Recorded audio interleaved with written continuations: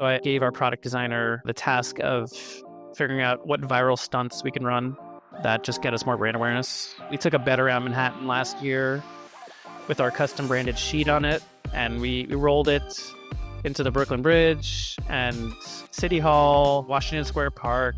Then we took it onto a subway train during rush hour, which I guess New Yorkers weren't even fazed about because people just sat there and did their thing. But a lot of people took naps along the way in our beds, so that was very exciting. Welcome to SaaS That App, building B2B Web Applications, the podcast where we share real-world stories, practical advice, and tech insights for those building or thinking about starting a tech-enabled business.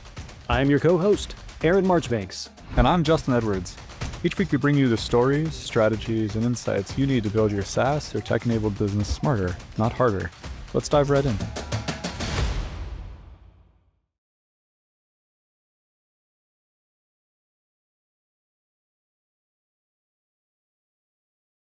Hello and welcome back to SaaS That App. Across the microphone and screen for me once again. Super glad to have him back. Justin Edwards. How's it going, man? Hey man, never better. Still digging myself out from the backlog it built up while I was gone.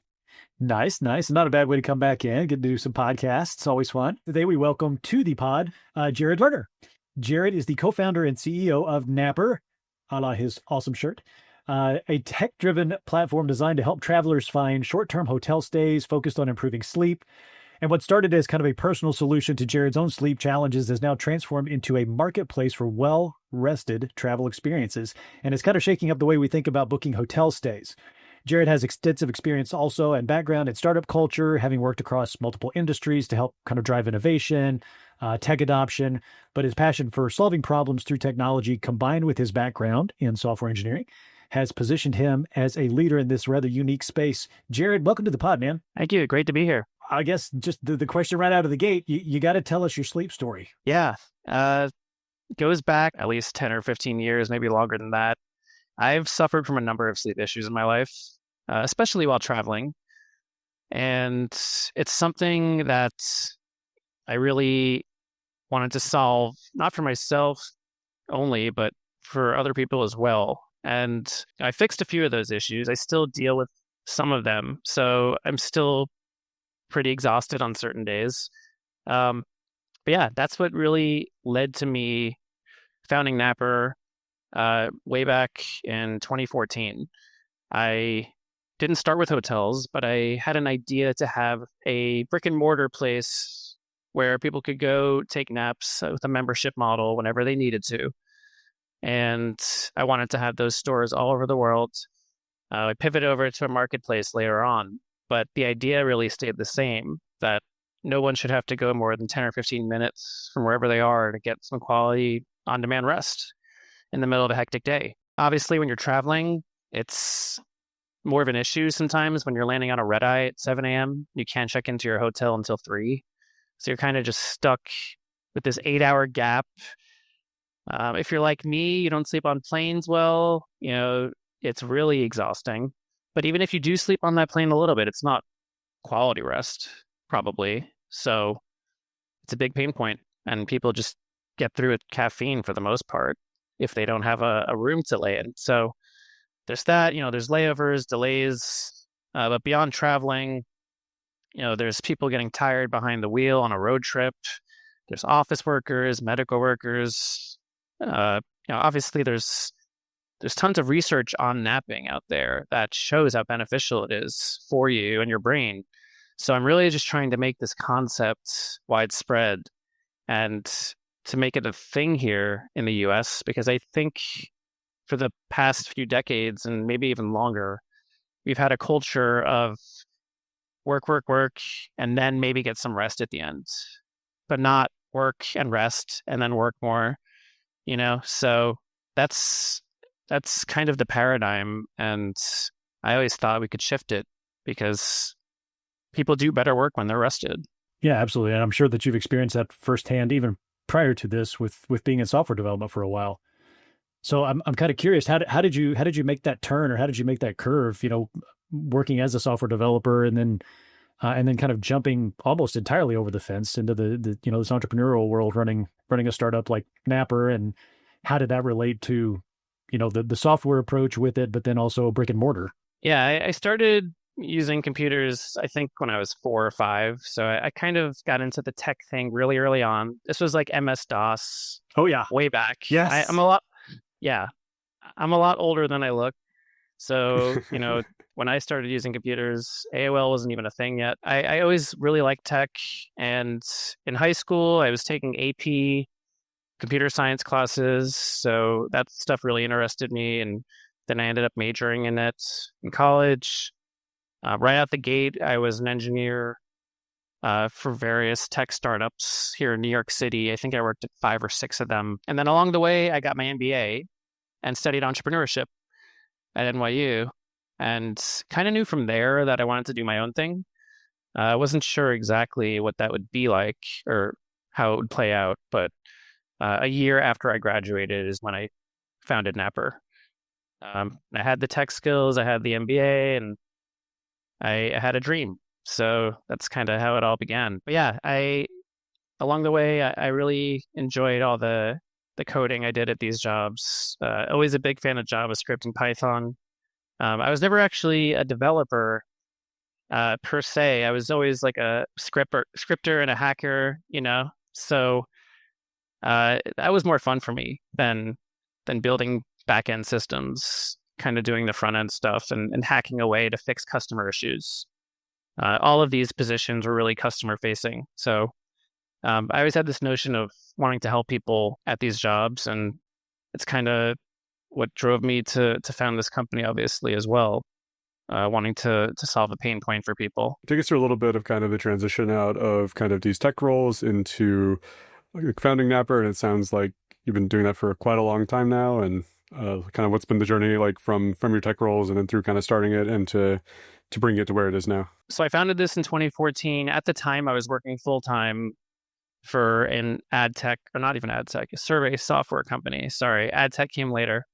I was at that company for a while and then transitioned over to a digital marketing company and then an ad tech company, then a fintech company. So I really ran the whole gamut of industries. Similar roles at these companies, very customer facing, like I said, supporting the APIs, usually a REST API that the clients were interacting with to use the software. These are mostly SaaS companies, and really got a good look at startup culture in general. A lot of these companies were 50 people, 30.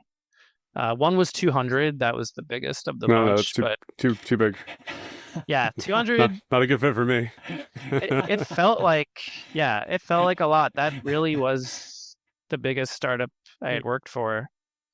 But I liked the small culture. I was able to have a bigger impact at these companies just because I was able to like sometimes run the culture committee. I was always a big company culture champion, and I still am at Nappr. That and work-life balance have always been a very important thing for me, even as an entrepreneur working crazy hours.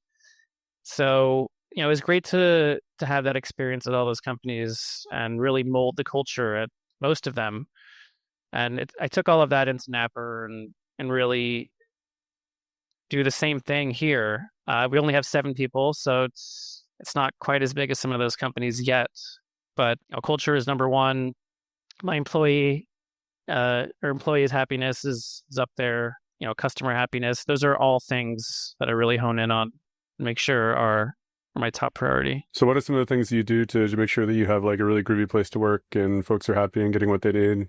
Besides, I imagine nap pods must be part of this, right? Well, we don't have pods, but we do advertise very clearly that naps are fine whenever you need to take. No one's ever going to frown about that here, especially because we preach it. But yeah, I would say, we're all remote for now. We don't have an office. I'll never write to someone and say this needs to be done ASAP, especially if it's like 7 or 8 p.m. I'm very cognizant of hours, and on the weekend I'll Slack stuff, general info, but I don't expect people to respond to me on a Saturday or Sunday. So I don't mind working on this 80 hours, 90 hours a week because I love it, but I don't expect other people to. And I certainly won't micromanage anyone.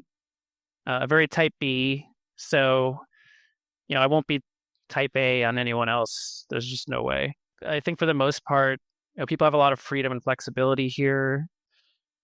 We give people projects to do, and they usually do them, and they're happy for the most part. So it's very loose management style. I do meet with the team every week, and we chat a lot, but it's not very strict or rigid here in any sense. You said that, when you meet with the team and they work on projects, what's like a typical project at this stage of the company? I mean, you've been in business for what, 10, 11 years now, as an organization. You said you got 7 employees. I mean, what is everyone kind of working on right now, or some of the things that are exciting in there? So we've only been in business for 2 years. I cut out a lot of the story, but I founded this in 2014. Got it. Okay. That's what I was like, wow, man, that's cool. Yeah, founded it back then, ran with a brick-and-mortar idea for 3 years, pivoted to a consumer hosting model. Then the pandemic hit. And then 3 years after that, we launched with hotels. So that's like the very short story of the roller coaster. That's amazing to have a couple of different pivots along the path where it's like, this is like the search for product market fit and like a couple different business models. So that's I'm sure that there's a long story around each one of those pivots. We could do a separate podcast on just that. But yeah, we finally got this out the door in 2023. And then, so projects wise, to get back to your question, one project we're working on now is really figuring out how to integrate AI into our culture and our product so that it's really optimizing what we do. I've really dived deep into this recently, the past few weeks and months. And I think it's something we could do a little bit more. And, even if it's just like a personal thing where I'm getting lost in my inbox and spending an hour or two a day there, like how do I optimize that? From a company level, I think we could do a little more with AI in general. As a marketplace, we haven't used too much of it to date. It kind of runs without AI pretty seamlessly.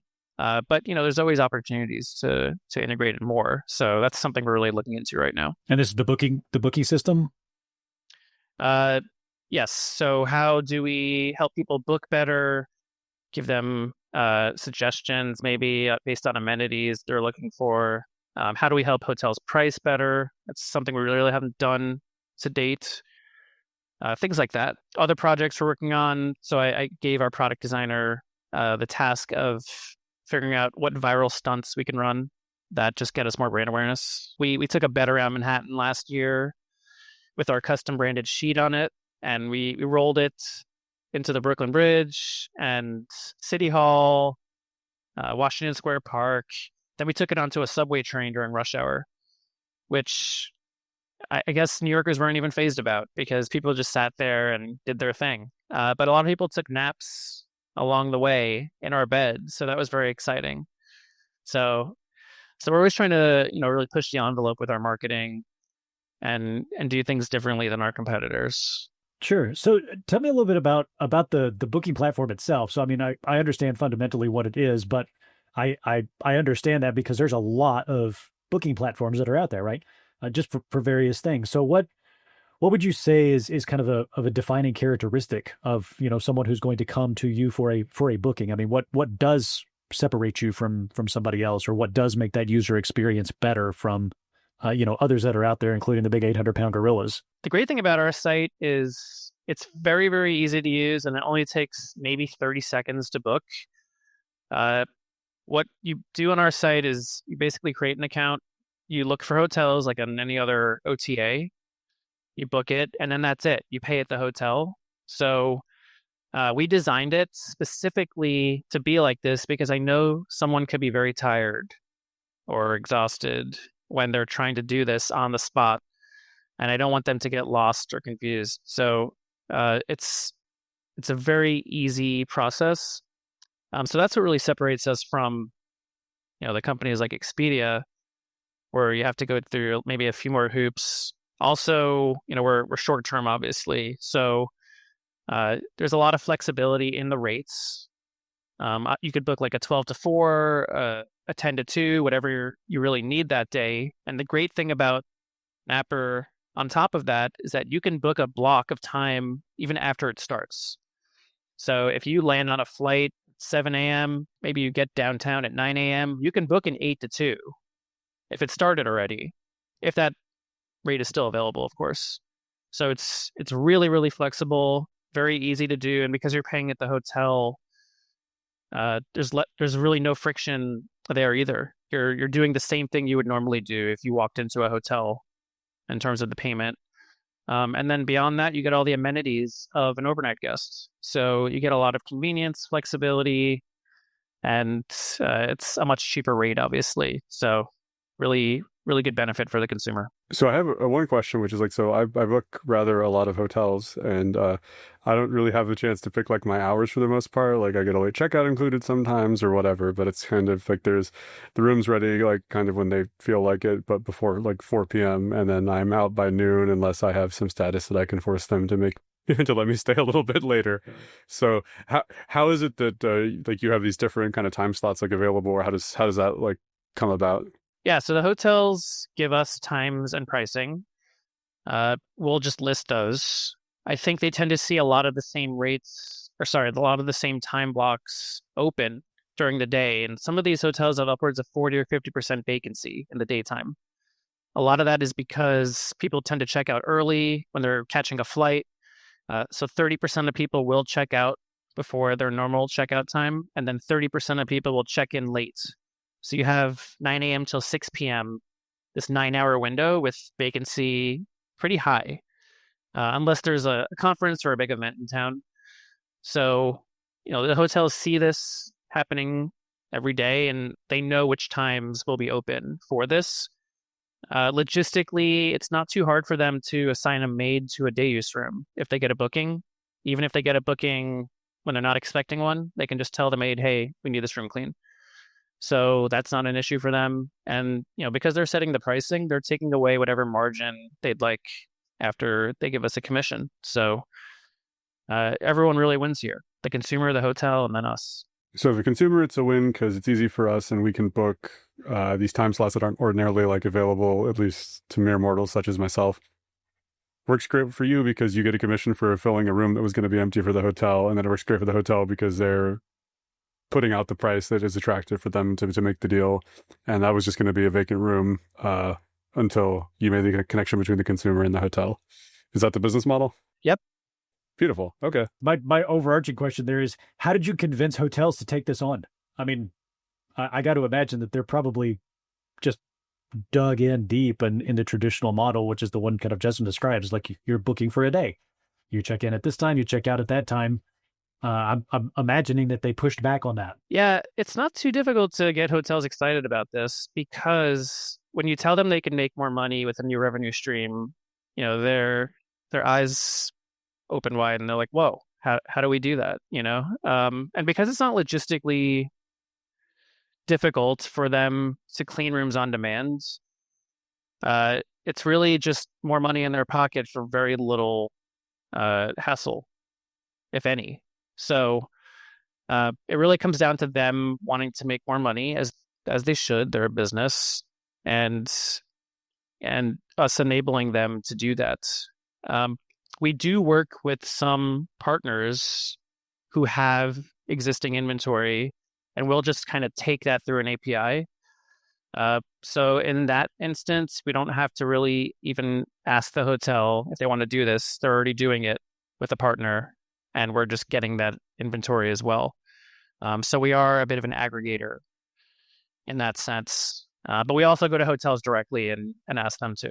Yeah, that was going to be my question. Like when you, I'm certain you have a good stable right now, but when you approach a new hotel, one, kind of what's the pitch? I think we've heard that, but then also, how do you help them to find that logistical pathway? I mean, is it something where a lot of these hotels, you call them day rooms, that they just kind of have a block that they would consider that, and then they can flex those rooms in and out? Or is this a situation where there needs to be something that's a bit more real time, where, hey, I found out today that 10 of these rooms are going to be opening up.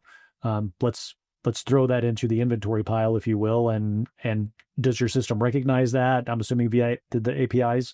and make that available to consumers, or how does that work? It is real time. They have a portal where they can remove or add rates or blocks whenever they want to. Some hotels, if they don't tell their front desk people about this, they may not be as on top of that portal as they should be. But most of them are very good about this. So yeah, it's very flexible for them as well, not just the consumer. They can always add rooms on the spot whenever they want to. Or, if they see that they're full, they can take off the inventory as well. So obviously they would prefer to have an overnight rate instead of a day rate because it's more money for them. But usually they work well in tandem. Is there like a conversion potential or a conversion option for, someone who gets in and it's like, well, I need 3 hours or 6 hours or something like that, but then they decide, you know what, I'm just going to stay the night. Is there a path for that through your software or through the hotel? You got a problem with oversleeping, do you, Aaron? I'm not gonna call it oversleeping, but I periodically do like to sleep in a little bit if I get the rare opportunity. No, it's a good question. We have been asked before if someone could book a day rate and then continue on and extend that to an overnight rate. It's not something you can do today via Nappr, but you can do the day rate and then ask the hotel at the front desk if they're willing to extend that into an overnight rate. But that is a really good use case. I think some people may want the day rate and then they're not sure if they want the overnight rate yet. So yeah, that's something that we could eventually integrate into our software. Oh, it seems like if it's something that's happening with some regularity, it'd be great for Nappr to get their, you brought that customer in, you guys kind of deserve the commission on it. So it'd be good to get your fair share if you do have people who are staying. But I can imagine that being technically a little bit challenging to implement. So for the purposes of actually populating this inventory that you're leveraging, is the system structured in such a way that me as a hotel, I don't know, what manager, administrator, front desk person or whatever, I have an account into Nappr and that's where I control everything? Or is there some sort of like an automated process whereby they are tracking or they are allowing for this stuff in their systems and you're just pulling that? So most hotels will go into the portal, list their inventory, and it'll just kind of flow to us through the API. When we get a booking, we send it back their way. And the end result of that is usually an email to the front desk. So 99% of the time they'll see the email and everything will be fine. The other 1% or maybe a little less than 1%, they'll miss that email, and then maybe we have to intervene with the booking and figure out how to make it right. But even though they have these PMS systems, they do prefer to get emails at the end. I think it's a little cheaper for them to do it that way. And usually, they're monitoring their inbox, so it's fine. That's basically how the two-way sync goes. And then on your pricing model, your business model, obviously you're taking some sort of a commission, so there's a percentage that's associated here. Is there any sort of tiering? Question one, is there any sort of tiering depending on the size of the hotel, the frequency with which bookings go through to them? And then kind of question two, is there like an ongoing, like a membership fee to be part of Nappr, or is it just purely, I want to get involved in this and it's just going to be the commission and we're done? Yeah, there's no membership fee. Anyone can list their property, and if nothing sells, that's pretty much it. There's no risk. So yeah, we're a marketplace. We're not really SaaS, even though I know this is a SaaS podcast. Yeah, but there's crossover. Yeah. Yeah. And we might charge membership fees at some point for consumers or hotels or both. But yeah, they're really just paying when they get a booking, and it's a commission. So very little risk on their side. And then you said the tiers. We usually do a flat rate across the board. Some hotels want to give a lesser commission, so we'll negotiate with them. But for the most part, it's pretty flat. So now that we got the kind of the points that we've hit and we've pivoted and things along those lines, so you're now launched, you're live, everything is rocking and rolling. Tell me about how you as an organization deal with client feedback, customer feedback. Not necessarily on the hotel side. Now I'm talking end user. You had mentioned, the streamlined workflow, limited number of steps. I assume you probably have a UI UX person that helps keep an eye on that. But I'm also assuming that you get feedback from customers. So tell me about what that process looks like internally as a business, for you to be able to process that sort of feedback. Do you have a roadmap, or is this something where, we're just reactive? We take stuff as it comes? Yeah, it's a little more reactive than it probably should be. If I see someone asking for the same thing over and over, I'll just go in and I code it in myself. If it's like a front end thing, which it often is. So, when I see the same pain points over and over, either I'll get our devs involved and say, "Hey, we need this fixed. This is becoming an issue," or I'll just go and do it myself. So we don't really have a roadmap for that kind of thing. We probably should have a better process for it, but being able to work quickly like that is kind of nice because things get fixed faster.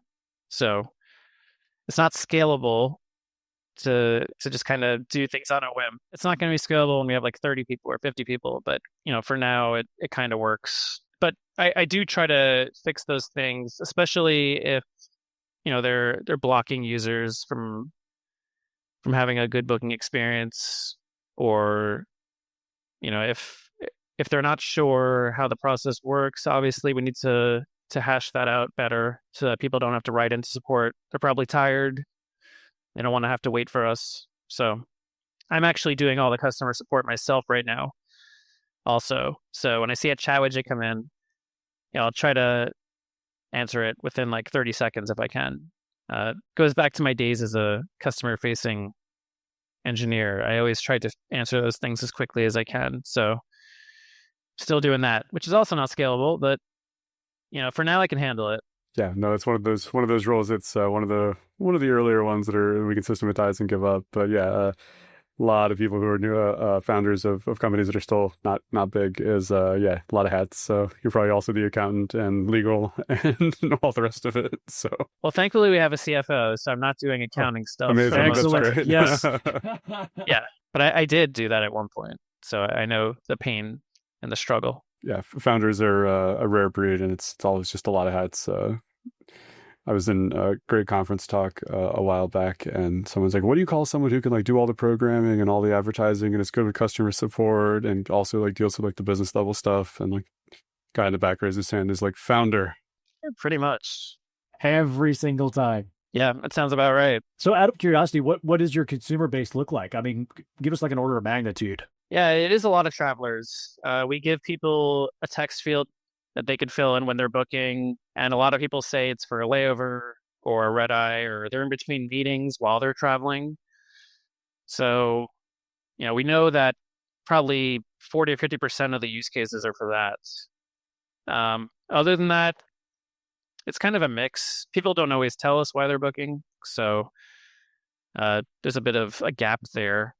But we do see a lot of morning blocks booked. I think 70% of the bookings are like 8 to 2 or in that time frame. So it's someone probably flying in or just needs to rest before a meeting or review something. So yeah, and then it's like 2/3 male to female, which we're not too surprised about. I think more men travel alone and need this sort of thing. But we have seen that tick up a little bit. It used to be like 75-25. So we're seeing more women use the service as well. Like what kind of volume though? Like how many people are we talking about, like in a day, week, month, some period of time that you're measuring? Our revenue and our demand has gone up quite a bit over the past few months, which we're very excited about. This month, we are on pace for about 250 bookings, which would be our high. So even though, we launched 2 years ago, we started with like 5 or 10 hotels, and it took a long time to build that up. So, and then we hired a really great CMO in December who's helped us advertise it. So yeah, 250 bookings, a few thousand website visitors, maybe in the 10 or 20,000 range visitors per month. So that's scaling up. It's on a nice upwards trajectory, and we're hoping to get 1,000 bookings per month, 5,000, 10,000 in the next few months. So it's on pace for that. No, that's amazing, and yeah, these things are flywheels, and they spin faster and faster as you get more adoption. So I'm sure that you're kind of at the part where the curve starts going up, which is super awesome. It's a great idea. I mean, I've gone as far as booking the overnight rate for the previous day, just so I would have a place to land and show up to like nap. Like if I'm doing like a 15-hour flight or something, it's like if I'm landing at 6 in the morning, I want to go to bed. And yeah, it'd be great to be able to save some cash on that because that's not, it's not economical. And if a hotel is going to be able to get rid of inventory that's just dead weight for them, like this just makes tons of sense. It's a really cool idea.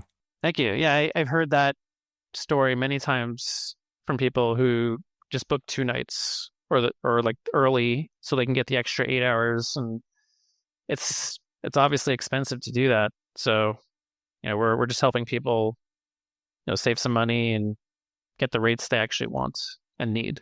Yeah, I mean, on the trip that we just came back from, we were in Hong Kong for 8 hours or something like that, and there was an airport hotel, so we booked the night before and then took advantage of like a late checkout with our status. But it was literally like we booked the night that we didn't sleep there just so we could check in at like 7 in the morning, and then we slept until the afternoon and then got back on a plane. So this is like exactly the use case you're talking about. Like, oh, I wish I had known about this a couple of weeks ago. So very cool. Glad we can, help people in that scenario for sure. It's something that I have experienced myself many times, so I know how frustrating it is. Yeah, so I guess last question for me, and then if Justin has any, I'll throw it back to him. But we're always interested in like lessons learned. You got a software background. You also have a background in the very thing that you're pursuing. So passion is super important. We see that a lot. We've heard that in a lot of the different interviews. But what advice would you give to engineers who find themselves kind of in the same situation? What have you learned in making this transition from software developer, customer support, now into basically owning and operating and having founded this business? What pitfalls or lessons learned would you share? That's another thing I could do a whole podcast on. Lessons learned and things I would have done differently. I think engineering-wise, a couple of mistakes I made. One early on was that I focused on the tech only. I wanted the tech to be really good, so I just started building that and hiring a few devs for that right away before I even did customer interviews, before I did anything else, and spent too much time and money on the first prototype. So I would not recommend doing that, especially in the world of no-code tools or low-code tools that we have today. Because when I started in 2014, that wasn't really the case. We didn't have all these new tools. So I would have a decent MVP, but I wouldn't focus as much time and energy on it. It's more important to really survey your customers and to put something out to them instead of the perfect thing. Another thing I would have done differently is vetted my developers more. Not the current ones, but the ones I started using early on. I just was really eager to get into the project and start doing it. So I kind of took a leap of faith and trusted them more than I should have. And it set us back a few years, having to redo all the tech from scratch a few times. So if you're doing this sort of venture and you don't want to do all the coding yourself, which you probably don't because you need to do 50 other things, make sure the people you're bringing on for the tech are vetted or get a testimonial, look at their past work. It's very important because the most important thing you have as an entrepreneur is time. It's the most valuable asset. You can't get it back when it's gone. So you definitely don't want to waste it. Money is also not great to waste, of course. So, those two things go hand in hand when you are working on the tech piece. You definitely don't want to lose time and money on that. So just make sure you do both of those things. The both points that I mentioned are very important to focus on. Yeah, I do love that we have technical founders on, and the comment is very often I spend too much time focusing on tech and product and kind of the stuff that they know really well. I was like, oh, I want mine to be really, really great. And then I neglected all these other business side items. And then we have people who are more marketing or business oriented who come in, they're like, oh, well, I sold this thing and then I sold things that didn't exist and I couldn't get the tech put together. And it's kind of like we tend to go really hard on the thing that we're good at. So I think it's one of the reasons having a tech and non-tech founder is a successful paradigm a lot of times. Yeah, definitely. Fantastic, Jared. It's been really informative.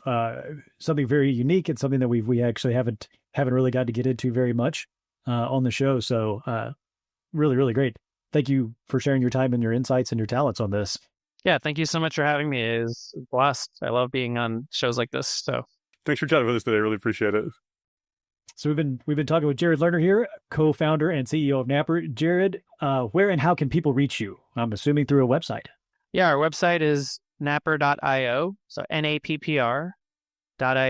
We're also on both app stores, so you could download us on iOS or Android as well. My email is jared@nappr.io, so jared@nappr.io.